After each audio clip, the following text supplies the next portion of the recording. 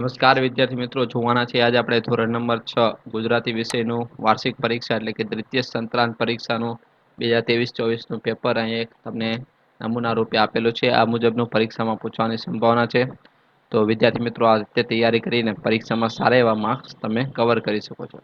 પ્રશ્ન નંબર 1ની વાત કરીએ તો એમાં વિકલ્પો છે. એમાં પહેલું છે મિનીએ ટેબલ ખાનામાં શું મૂક્યું? તો પાઉચ.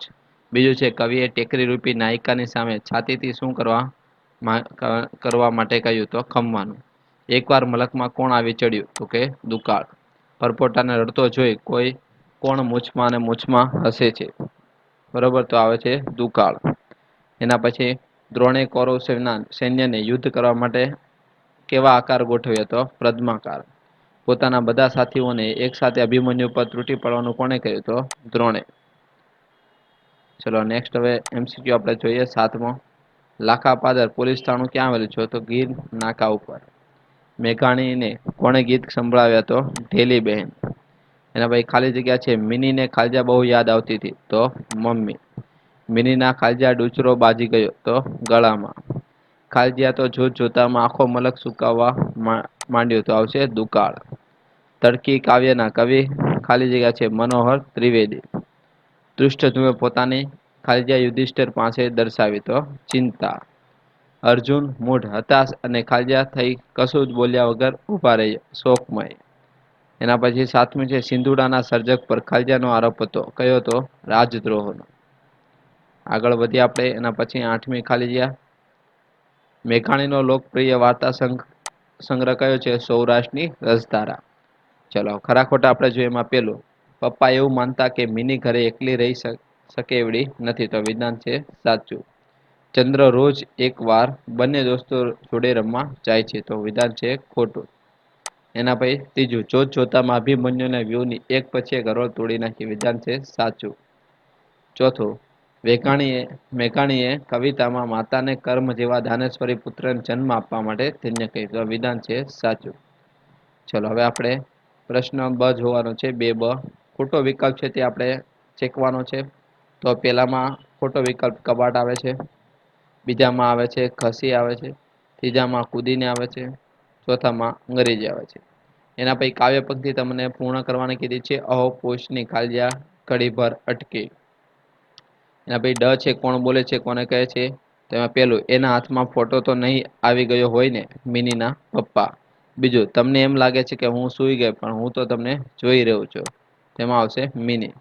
ત્રીજું, કનૈયાને ભૂખ્યો રાખીને જમી શકો તો જમી લો દાઉ. તો એ આવે છે શ્રી કૃષ્ણ. ચોથું, યાજ્ઞસેની હું તેમ કરીશ. તો આવે છે અર્જુન. ચલો એના પછી એક એક વાક્યના ઉત્તરમાં આપણને 5 પ્રશ્ન પૂછેલા છે. પપ્પા નાનકડી ડાયરીમાં શું લખેલું હતું? બીજું, પરપોટો કેવો હતો? ત્રીજું, વૃક્ષોને શાનું આશ્ચર્ય થાય છે? ચોથું, પાંડવોને કોણ આગળ વધતા અટકાવી દીધા? પાંચમું, ઝવેરચંદને શેની લગની લાગેલી? બરાબર. એના પછી હવે 2 પ્રશ્નો આપણે લખવાના છે. 2-3 વાક્યના. 3 પ્રશ્ન તમને આપેલા છે. એમાંથી 2 લખવાના છે. કોઈ પણ 2.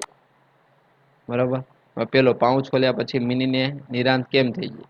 બીજું, તડકી આવી તે પહેલાના દ્રશ્યો વર્ણન કરવાના. ત્રીજું, લોકો ધંધુકાની અદાલતમાં શા માટે ભેગા થવા લાગ્યા? ચલો એના પછી ક છે. કોઈ પણ એક પ્રશ્ન લખવાનો છે. 3 ગુણનો પ્રશ્ન છે. એમાં પહેલો છે, અર્જુને સી પ્રતિજ્ઞા કરી? કેમ?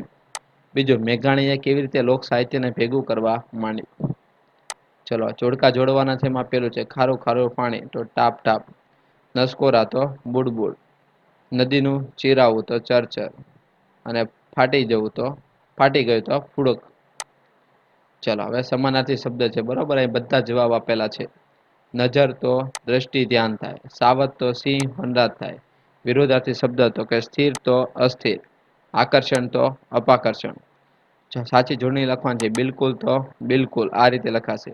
પ્રાથમિક આ પ્રમાણ લખાશે. એના પછીનો પ્રશ્ન છે, શબ્દ સમૂહ માટે એક શબ્દ. એમાં નવાઈ પમાડે તેવું અજાયબ એટલે વિચિત્ર.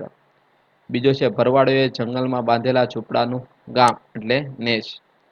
ચલો શબ્દકોશને ક્રમમાં આપણે ગોઠવવાના છે. તો પેલું આ આવશે ઉજ્જવળ. ક્રમ તમને આપેલા છે. બીજું ઉજળું. ત્રીજું ગોર. ચોથું ધવલ. પાંચમું શુભ. અને છઠ્ઠું આવે છે સફેદ. એના પછી રૂઢિપ્રયોગનો અર્થ લખીને વાક્યનો પ્રયોગ કરવાનો છે. દિવસ ને રાત ભેગા કરવા એટલે ખૂબ જ મહેનત કરવી. બરાબર, વાક્ય કોઈ પણ લખી શકો કે વિદ્યાર્થીને પરીક્ષામાં સારા એવા માર્ક્સ લાવવા માટે દિવસ રાત ભેગા કરવા લાગ્યા અથવા તો ખૂબ જ મહેનત કરવા લાગ્યા. ચલો, સૂચના પ્રમાણે હવે કૌંસમાંથી ખાલી જગ્યા લખવાની છે. એમાં પહેલામાં આવે છે તે ખુશ છે કારણ કે તેને નોકરી મળી ગઈ. બીજું, લાગણી વ્યક્ત કરવા માટે ખાલી જગ્યા ભાષાની જરૂર નથી એટલે કે માટે.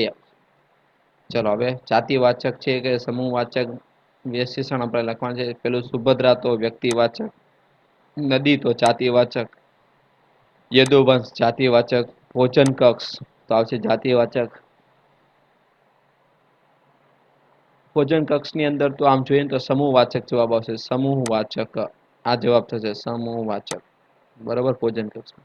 એના પછી રણભૂમિ તો સમૂહ આવશે, સમૂહવાચક. અભિમન્યુ તો વ્યક્તિવાચક. ટોળું તો એ સમૂહવાચક કહેવાય. દ્રૌપદી એ વ્યક્તિવાચક કહેવાય. ચલો, પ્રશ્ન નંબર 5 આપણે નિબંધ લખવાનો છે. દુકાળ, મારા પપ્પા કે રક્ષાબંધન ઉપર. બરોબર, તમારા તૈયાર કરી રાખવાના છે. કોઈ પણ એક તમારા નિબંધ લખવાનો છે. એના પછી વિચાર વિસ્તાર આપણને કીધું છે. આપ સમાન બળ નહીં, મેઘ સમાન જળ નહીં. એના પછીનું ચલો, પ્રશ્ન 5 ક છે પુલ્લિંગ છે કે સ્ત્રીલિંગ? તો ઊંઘ સ્ત્રીલિંગ, મલક તો પુલ્લિંગ, તરાપો તો પુલ્લિંગ, તડકી તો સ્ત્રીલિંગ. ચલો, શબ્દ સમૂહ શબ્દ જૂથનો ઉપયોગ કરીને વાક્ય લખવાનું છે. પકવાન, જમવું, લહેરથી. બરાબર, એના પછી તળપદા શબ્દ તમને આપેલા છે. માણહ એટલે માણસ થાય, પોયરી એટલે છોકરી થાય. તો આ તો આપણું પેપર ગુજરાતીનું આ પ્રમાણે તમને પરીક્ષામાં પૂછવાની સંભાવના છે. આ રીતે તૈયારી કરવાની જેથી તમે સારા એવા માર્ક્સ પ્રાપ્ત કરો. ગુડ લક, થેન્ક યુ, અને તમારા ફ્રેન્ડ સર્કલમાં પેપર શેર કરો. આભાર.